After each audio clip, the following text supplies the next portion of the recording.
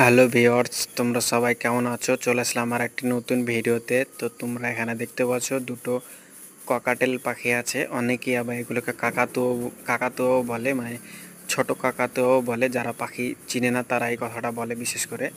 আর এখানেই কিন্তু সবচাইতে বড় ভুলটা হয় বন্ধুরা।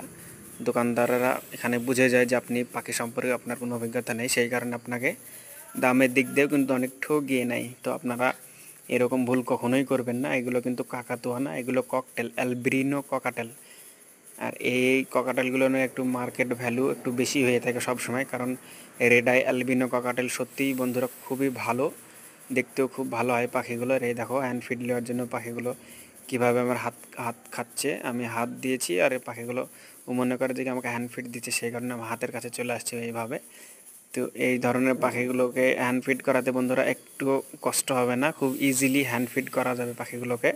তোমরা দেখতে পাচ্ছ এখানে সম্ভবত ডিএনএ রিপোর্ট নাই, মেল ফিমেল হবে কিনা সেটাও সঠিক এখন বলা যাচ্ছে না। যতদিন না ডিএনএ করা যাবে ততদিন মেল ফিমেল কিন্তু বলা অসম্ভব ব্যাপার। আর অ্যালবিনো ককাটেল যারা পোষে তারা জানে যে এমনিতেই চেনা যায় না কোনটা ছেলে আর কোনটা মেয়ে। ছেলে মেয়ে চেনার জন্য সবচাইতে সহজ পদ্ধতি ডিএনএ রিপোর্ট। এদের বাধ্যতামূলক, মানে প্রয়োজন হবেই ডিএনএ রিপোর্ট, তবেই কনফার্ম হওয়া যায় যে কোনটা ছেলে আর কোনটা মেয়ে। খুবই ভালো একটি পাখি, তোমরা